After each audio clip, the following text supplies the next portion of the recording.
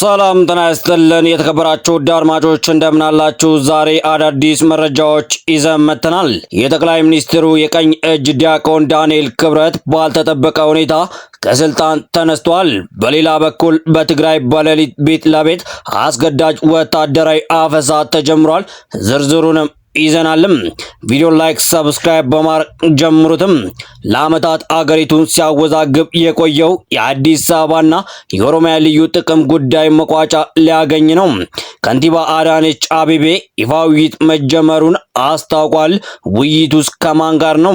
አስቸኳይ መግለጫም ከምርጫ ቦርድ። የፊታችን ግንቦት 4 መላው የመንግስትና የግል ተቋማት ሙሉ በሙሉ ዝግ እንዲሆኑ ጥብቅ ትዕዛዝ ተላልፈዋል። ክፍት የሚሆኑ የትኞቹስ ናቸው? የዓለም ስጋት በርትቷል። የአሜሪካ ጦር ከረቡዕ ወደ ሐሙስ አጥቢያ በኢራን ወታደራዊ ጣቢያ ላይ አዲስ ድንገተኛ ጥቃት መፈጸሙን ሮይተርስ አረጋግጧል። ቀጠናው ወዴት እያመራ ነው? በአሜሪካና በኢራን ድብደባ ምክንያት የዓለም ነዳጅ ገበያ ተናግቷል። የብሬንት ድፍድፍ ነዳጅ ዋጋ በአንድ ጀንበር በከፍተኛ ሁኔታ አሸቅቧል። ዝርዝር ቁጥሩን እንነግራቸዋለን። በሰሜን እስራኤል ከባድ ውጊያ ሴት ወታደር ስትገደል፣ በአንጻሩ የአውሮፓ ህብረት የአውሮፕላን ነዳጅ ሊጠፋ ይችላል ሲል አስቸኳይ ማስጠንቀቂያ ሰጥቷል። ዓለም አቀፍ ውጥረቱም በርትቷል። ዝርዝር መረጃዎችን እናስደምጣቸዋለን። አብራችሁን ቆዩም። ቪዲዮ ላይክ ሰብስክራይብ በማድረግ ጀምሩትም። ወደ ዝርዝር መረጃዎች ስንገባ መሰረት ሚዲያ የመንግስት ምንጮችን ጠቅሶ እንደዘገበው የጠቅላይ ሚኒስትሩ የቅርብ ሰው ዲያቆን ዳንኤል ክብረት ከፋና ብሮድካስቲንግ ኮርፖሬሽን የቦርድ ሰብሳቢነታቸው ተነስተዋል።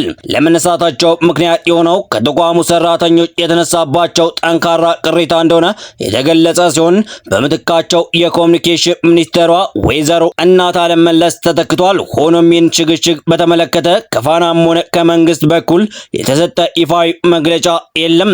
በሌላ በኩል ህወሓት ከቅርብ ቀናት ወዲህ በትግራይ ክልል አስገዳጅ የወጣቶች ወታደራዊ አፈሳ እያካሄደ መሆኑን የአዩዝ ሀበሻ መረጃ ያመለክታል።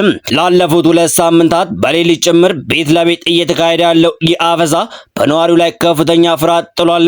ከተቃዋሚ ታጣቂዎችም መሳሪያ እየተቀማ መሆኑን የተሰማ ሲሆን የአስገዳጅ አፈሳ ለማስቆም አስቸኳይ ፖለቲካዊና ዲፕሎማሲያዊ ስራዎች እንዲሰሩ ስምረት ፓርቲና ሳልሳዊ ወያነ ፓርቲ በጋራ ጠይቋል። በትግራይ እየታየ ያለው አዲስ ውጥረትና በፋና ውስጥ የተደረገው የስልጣን ለውጥ ምን ያሳያል?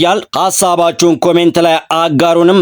ከንቲባዋ ከቢቢሲ ጋር ባደረጉ ቃለ ምልልስ ጉዳዩን መቋጫ ለማያዝ ውይይት ቢጀመርም ውይይቱ በማንና በማን መካከል እየተካሄደ እንዳለ ግን በግልጽ አላብራሩም። ይህም በሂደቱ ላይ ጥያቄዎችን ሊያጭር ይችላል ተብሏል። በሌላ በኩል አዲስ አበባ ከህግ አግባብ ውጪ ወደ ኦሮሚያ እንድትስፋፋ ቋሚ የድንበር ወሰን መበጀቱን ከንቲባዋ ጠቅሟል። በተጨማሪም በኦሮሚያ አዋሳኝ አካባቢዎች ያሉ ተማሪዎች የምገባ ወጪ የአዲስ አበባ ከተማ አስተዳደር ሙሉ ለሙሉ መሸፈን መጀመሩን ገልጿል። እርምጃው የልዩ ጥቅም ጥያቄ ወደ መሬት እያወረደው ቢሆንም የውይይቱ ግልጽነት ግን አሁንም ጥያቄ ምልክት ነው። እናንተ የዚህን ጉዳይ ላይ ምን ትላላችሁ? አንዲሁም ምርጫ ቦርድ ባወጣው መግለጫ ዜጎች ያለን የስራ ጫና ድምፅ እንዲሰጡና ሂደቱ ከጸጥታ ስጋት ነፃ እንዲሆን ውሳኔው መተላለፉን አስታውቋል። በአዋጅ ቁጥር 1162 2011 መሰረትም ማንኛውም ተቋም በዕለቱ ስራ የማቆም ግዴታ አለበት። ሆኖም እንደ ሆስፒታሎች፣ የአስቸኳይ ጊዜ አገልግሎቶች፣ ሆቴሎችና ትራንስፖርቶች ያሉ መሰረታዊ ተቋማት አገልግሎት አያቋርጡም። ቦርዱ አክሎም ዜጎች ከምርጫ ውጪ የሆኑ ከፍተኛ እንቅስቃሴዎችን፣ ስብሰባዎችና ፕሮግራማቸውን ከማድረግ እንዲቆጠቡ በጥብቅ መክረዋል። ለምርጫው ሰላማዊ መሆን ሲባል የተላለፈው ይህ ውሳኔ ምን ያህል ውጤታማ ይሆናል ብላችሁ ታስባላችሁ? በሌላ በኩል በስትራቴጂካዊቷ የኢራን የወደብ ከተማ ባንደር አባስ 3 ከባድ ፍንዳታዎች ተሰምተዋል። አሜሪካ በኢራን የድሮን ጣቢያ ላይ ጥቃት መፈጸሟን ስታረጋግጥ ኢራን በኩዌት በሚገኘው የአሜሪካ የጦር ሰፈር ላይ የአጸፋ ጥቃት ሰንዝራለች። ትናንት ማታ ግንቦት 19 በባንደር አባስ ምስራቃዊ ክፍል ከተሰሙት ፍንዳታዎች በኋላ ዋሽንግተን በሆርሙዝ ባህረ ሰላጤ ሰላጤ ላይ ስጋት የሆኑ የኢራን ድሮኖች ለመከላከል ሲባል የድሮን መቆጣጠሪያ ጣቢያውን በአየር ጥቃት መምታቷን አስታውቃለችም። ይህን ተከትሎ ቁጣዋን የገለጸችው ኢራን ጥቃቱ የተሰነዘረው ከኩዌት የጦር ሰፈር በመነሳት ነው በማለት በኩዌት የሚገኘውን የአሜሪካ ጦር ቤዝ ላይ የሚሳኤልና የድሮን ጥቃት ፈጽማለችም። ኩዌት በበኩሏ አብዛኞቹ የኢራን ሚሳኤሎች ማክሸፉን ገልጻለችም። ይህ በአሜሪካና በኢራን መካከል የተጀመረው ቀጥተኛ ድብደባ ቀጠናዊ ጦርነት ያስነሳ ሲሆን ሀሳባቸውንም አጋሩንም።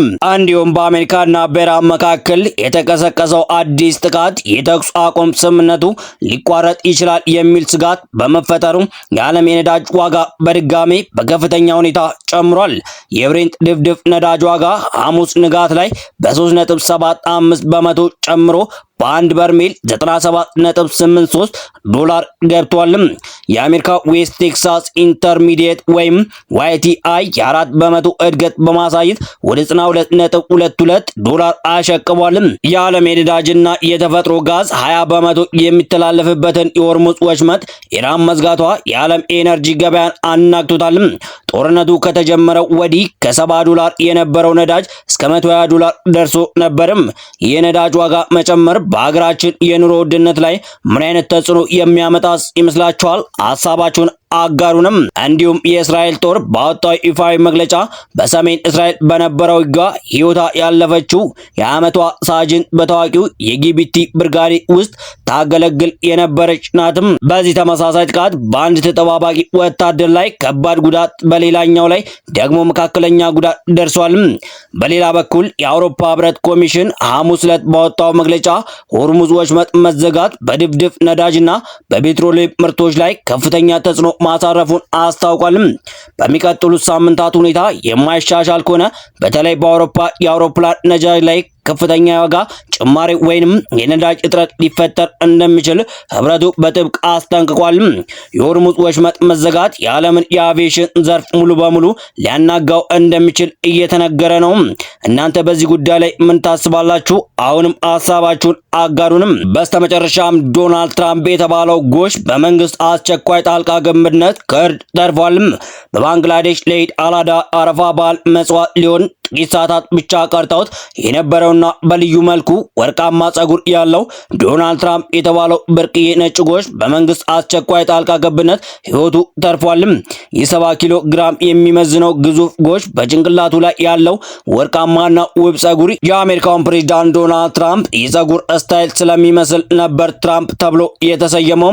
የጎሹ ቪዲዮዎች በሶሻል ሚዲያ ላይ በቫይራል መሰራታቸውን ተከትሎ ሰፈር ቁጥር የሌላቸው ሰዎች ከሩቅ ቦታዎች ጭምር እየመጡ ከሱ ጋር ፎቶ ለመነሳት እርሻቸው ላይ ታይቶ የማይታወቅ መጨናነቅ ፈጥረው ነበር። ጎሹ ለባሉ እርድ ቀድሞ ተሸጦ የነበረ ቢሆንም በህዝቡ ከፍተኛ ፍላጎትና በቦታው ላይ በተፈጠረው የደህንነት ስጋት ምክንያት የሀገሪቱ ባለስልጣናት አስቸኳይ ጣልቃ ገብነት አድርጓል። ለገዢው ሙሉ ገንዘቡ ተመላሽ ተደርጎ ጎሹን ከእርድ ታድገውታል። አሁን ትራምፕ ሙሉ በሙሉ ደህንነቱ ተጠብቆ በዳካ ወደሚገኘው ብሔራዊ መካነ ሰራዊት ተወስዷል።